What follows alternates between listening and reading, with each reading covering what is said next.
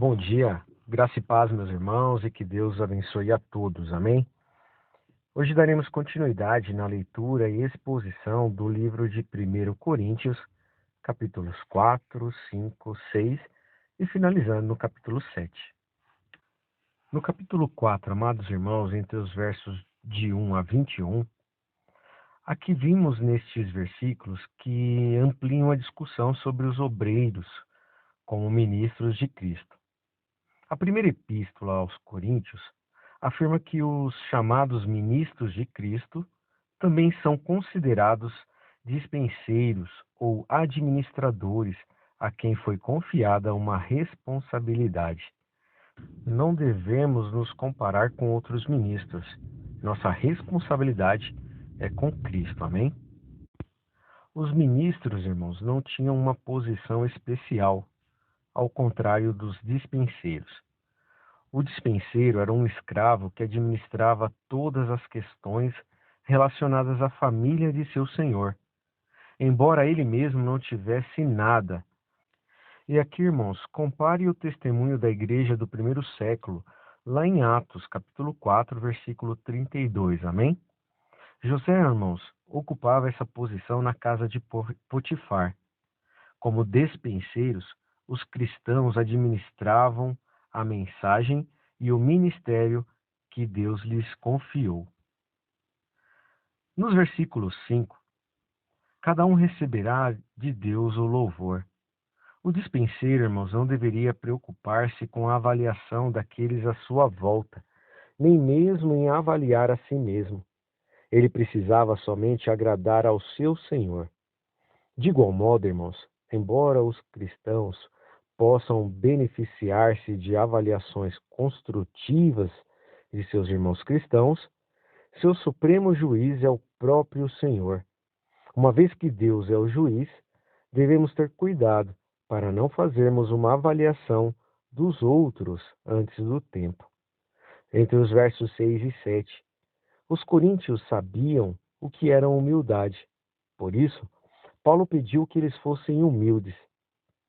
Para os gregos, irmãos, humildade era um defeito, uma característica de escravos. Para os cristãos, no entanto, ela exemplifica a atitude de Cristo. Em nós, Paulo apresentou a si mesmo e apoio como exemplos a serem seguidos. Paulo estava exortando os coríntios a não irem além dos ensinamentos das Escrituras. Então, eles evitariam o orgulho e as dissensões que estavam dividindo a igreja. No versículo 8, os coríntios acreditavam que os cristãos tinham de estar fartos, ser ricos e reinar no presente. No entanto, irmãos, Paulo sabia que devemos passar por provações agora, se quiséssemos reinar quando Cristo voltar. Prover a Deus, irmãos, que nós estivéssemos, de fato, envolvidos no reino de Deus e pudéssemos estar unidos no verdadeiro reino de Cristo. Amém? No versículo 9 a 10, espetáculo aqui, irmãos, se refere às execuções públicas realizadas pelos romanos. Nessas execuções, homens condenados eram levados ao Coliseu, onde eram atormentados e mortos por animais selvagens, enquanto a multidão assistia a tudo. Paulo mostrou que todo o mundo e os anjos eram testemunhas da humilhação dos servos de Deus. Paulo, então, irmãos, entre os versos 11 e 13, ele lista as dificuldades que ele sofrera no ministério de Cristo, tanto problemas físicos como insultos verbais. Embora os coríntios provavelmente tivessem vergonha de sua conduta, o objetivo de Paulo, quando escreveu, era advertir-lhes sobre as sérias consequências de seus atos. A expressão como meus filhos amados enfatiza a responsabilidade que os pais têm de aplicar a disciplina correta, porém com amor. Nos versos 17 do capítulo 4, por uma razão, Paulo não pôde ir de imediato a Corinto, mas confiava em Timóteo para ensinar devidamente aos coríntios. Timóteo já estava fazendo o que o apóstolo esperava que seus leitores começassem a pôr em prática, seguir o bom exemplo de Paulo. Finalizando o capítulo 4, versículo 21. Paulo usa, irmãos, nesse versículo, a mesma palavra grega para vara, usada por Lucas para descrever um instrumento utilizado para espancar Paulo e Silas, como vimos lá em Atos, capítulo 16. O termo também é usado de forma figurada para referir-se à autoridade de Cristo para o julgar. Deus deu a Paulo autoridade para punir os agitadores em Corinto, ainda que o apóstolo preferisse não fazer valer tal poder. No capítulo 5, a partir do versículo 1, Paulo acaba de concluir, irmãos, um longo segmento que trata das divisões dentro da igreja de Corinto. Agora, ele passa para o problema do incesto na igreja e para o fato de os coríntios não conseguirem lidar com este mal. A fornicação e fornicação do tal incesto era proibida pela lei do Antigo Testamento e pela lei romana. Paulo usou, irmãos, a expressão mulher de seu próprio pai em vez de sua mãe, provavelmente para indicar que a mulher era madrasta do transgressor. A falta de disciplina para a mulher implica que ela não era cristã. A igreja, irmãos, é responsável por disciplinar somente seus membros, não os incrédulos. Nos versos 2, a expressão inchados aqui, vemos que os coríntios tinham uma visão distorcida da graça que os levou a se orgulharem de sua tolerância com relação ao homem que cometia o pecado sexual. Eles acreditavam que, uma vez que a graça de Deus não tem limites, a liberdade de que todo cristão desfruta também não tem limites. Nos versos 3 a 5, o apóstolo então revela o poder apostólico do qual falou anteriormente. Ele já havia julgado o pecado e dado à igreja, com a aprovação de Deus, a ordem para remover o homem da congregação. Quando uma pessoa estava vivendo em pecado, ela está aberta para o inimigo. E Satanás, com isso, faz um grande estrago na vida das pessoas. Dos versículos 6 a 8, vimos aqui, irmãos, o contexto para essa passagem é a Páscoa. Quando os israelitas tiravam o fermento de sua casa para se prepararem para a festa, a retirada do fermento era para lembrar os israelitas de sua partida do Egito. Eles não tinham tempo para esperar o pão com fermento crescer. A questão aqui é que um pouco de fermento tem um grande impacto ou influência sobre aquilo que o contém. A igreja de Corinto estava tolerando o pecado sexual. O fermento do pecado, embora pequeno no tamanho, era perigoso, pois poderia espalhar-se pela igreja. Como câncer, a iniquidade exige uma cirurgia drástica. No versículo 6 do capítulo 5, com uma pitadinha de fermento espalhando-se por um pão, o pecado que não foi questionado pode rapidamente, irmãos, contaminar toda a igreja. Quem cometeu o pecado sexual tinha culpa, mas toda a congregação também era responsável por ignorar a desobediência do homem e não exigir que ele prestasse conta. Se não fosse reprimido, essa transgressão poderia ter levado muitos novos convertidos a cometerem imoralidade sexual. No versículo 7, o povo judeu devia ter tirado todo o fermento da casa ao se preparar para a Páscoa. Neste contexto, irmãos, o fermento simboliza a influência poderosa de Deus. No versículo 8, a festa é uma figura de linguagem, irmãos, para tipificar o nosso Cristo.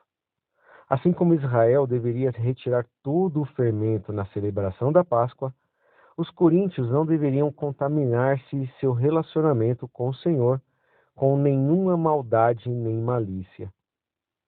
Com o tal, nem ainda comais. Essa expressão aqui no versículo 11. Comer com os outros, irmãos, é uma parte fundamental da comunhão e da proximidade. Os coríntios não deveriam ter comunhão com os que se diziam cristãos, mas tinham a vida dominada pelo pecado. No versículo 12 a 13, não julgai-vos, Deus julga. A responsabilidade da igreja, irmãos, é disciplinar seus membros, enquanto confia ao Senhor a responsabilidade de julgar o mundo. Amém? Iniciando então o capítulo 6, entre os versos de 1 a 11, aqui nesses versículos, Paulo instruiu os coríntios a deixarem de levar suas discussões pessoais aos tribunais pagãos. Os coríntios levavam seus conflitos aos tribunais romanos e, consequentemente, expunham o cristianismo ao ridículo ao contenderem em público. Sua incapacidade, irmãos, de resolver suas discussões pessoais ilustrava as divisões exacerbadas na igreja. O apóstolo queria esclarecer várias ideias importantes aos coríntios. O legítimo público era uma vergonha para uma congregação cristã. As discussões pessoais deveriam ser resolvidas dentro da igreja.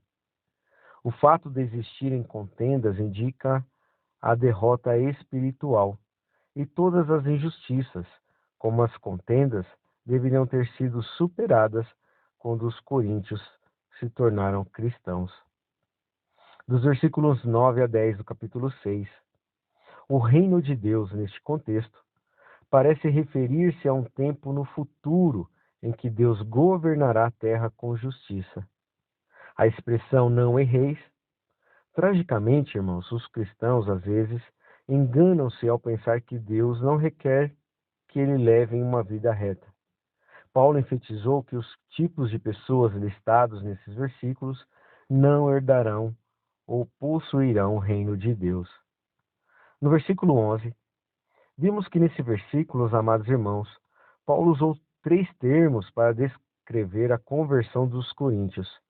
O tempo de todos os verbos indica uma ação no passado que está completa. Ou seja, lavados significa espiritualmente purificados por Deus.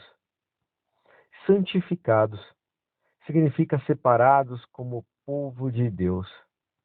E justificados significa declarados justos por Deus por causa da obra de Cristo. Amém?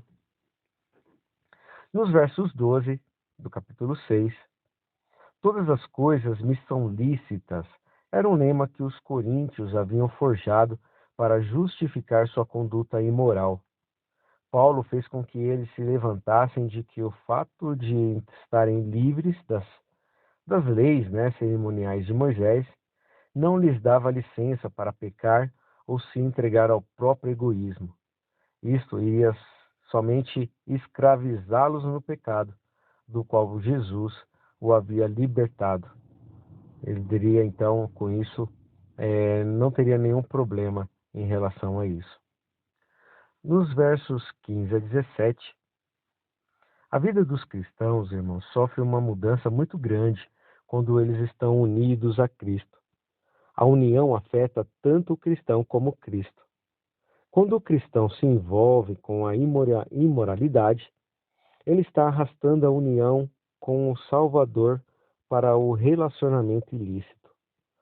Ao citar as expressões serão 2 numa só carne, fazendo menção ao texto de Gênesis, capítulo 2, versículo 22, Paulo ilustrou a seriedade do pecado sexual. Nos versículos 18, todo o pecado que o homem comete é fora do corpo. Era um outro lema usado pelos coríntios para justificar sua imoralidade. Paulo, então, irmãos, mostrou que o contrário é verdadeiro. O pecado sexual é cometido contra o corpo, não fora dele. Fugir. Paulo exortou os coríntios a fugirem de qualquer tentação de ceder o pecado sexual. Nos versículos 20 e finalizando o capítulo 6, comprados por um bom preço se refere a alguém que está comprando um escravo em um leilão. Com a sua morte, Jesus Cristo pagou o preço para nos resgatar da escravidão. Aqueles que o negam, o Senhor, isso tem um significado muito singular e especial para o cristão. Paulo conclui, irmãos, com o imperativo glorificai, pois a Deus no vosso corpo. Em outras palavras, use o seu corpo para que outras pessoas possam ver que você pertence a Deus. Amém? No capítulo 7, versículo 2, Paulo explica que por causa da prostituição desenfreada em Corinto, Paulo incentivou os que poderiam ser tentados a cometer o pecado sexual a casarem-se e, melhor, desenvolver um relacionamento permanente com uma esposa ou um marido do que cair no pecado sexual. Dos versículos 3 a 5, vimos aqui então a benevolência. O marido, irmãos, e a esposa têm o dever de manter relações sexuais um com o outro, para que nenhum deles seja tentado por Satanás a ter relações fora do casamento. No versículo 7, ele afirmou preferir que os solteiros fossem como ele, mas não reconheceu que Deus tem os propósitos e habilidades diferentes para o seu povo. Bom, para os que eram casados, mas agora estão viúvos, é bom ser como Paulo, pois estar sozinho dá uma oportunidade maior para trabalhar para Cristo. Por outro lado, ele reconhece que são os poucos que podem conter-se no sentido de ficar sem relações sexuais. O bom do versículo 8 deve ser equilibrado, irmãos, com o ensino de Gênesis, capítulo 2, versículo 18, no qual Deus diz que não é bom que o homem esteja só. É melhor, irmãos, casar do que abrasar-se. Os que ardem de paixão devem ir em frente e se casar, uma vez que lutar contra o desejo sexual era algo importante. Nos versículos 10 a 16, Paulo deixou, irmãos, de se preocupar com os celibatários e passou a falar dos casados. Ele discorreu sobre os mandamentos que Cristo deixou sobre o tema enquanto esteve na terra, além de apressar a visão que ele tem como o apóstolo do Senhor. O principal significado, irmãos, de santificação, como vimos no verso 14, é estar separado.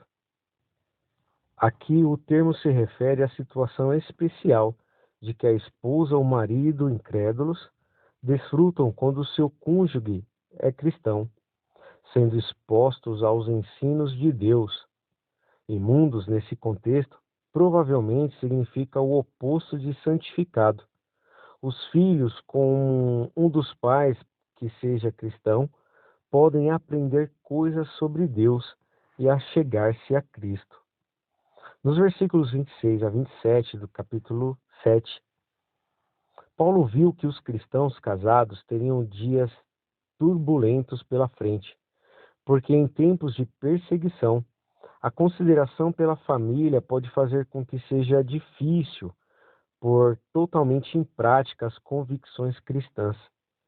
A virgem teria responsabilidades familiares menores e não se deixaria deter pela possibilidade de repercussões que afastassem seu marido ou seus filhos. Dos versos 28 a 35. Paulo não quis que entendesse que ele estava proibindo o casamento de virgens. Mais uma vez, a castidade foi uma preferência do apóstolo, não um mandamento apostólico. Se a virgem ou o solteiro vierem a se casar, eles não cometerão pecado. Tendo se casado, no entanto, eles devem considerar-se iguais aos solteiros quanto à sua dedicação na obra de Deus. Paulo, irmãos, exortou-os a não se deixarem envolver pelo mundo, porque ele é temporário. E aí finalizamos o capítulo 7, nos versos 39 e 40. Esta passagem, irmãos, é similar a Romanos, capítulo 7, versículo 2, na qual Paulo usou o casamento para ilustrar o compromisso com a lei. Aqui, ele enfatiza que o casamento deve ser para toda a vida. Caso um dos cônjuges morra, a única restrição com relação ao novo casamento é que a pessoa se case com um cristão, mesmo sendo permitido que a pessoa se una em matrimônio novamente. Paulo ainda acredita que é mais prudente que ele permaneça solteiro. Temos aqui, para finalizar, a expressão também tem o Espírito de Deus, que significa que o Espírito Santo capacitava Paulo não só para falar com autoridade apostólica, mas também com sabedoria espiritual, sabedoria que vem de Deus. Amém? E com isso, amados irmãos, nós finalizamos a leitura e exposição do livro de 1 Coríntios, capítulo 4, 5, 6 e capítulo 7. Um forte abraço, fiquem com Deus e até amanhã, onde daremos continuidade na leitura e exposição deste livro maravilhoso, que é o livro de 1 Coríntios. Amém? Forte abraço, irmãos. Até amanhã.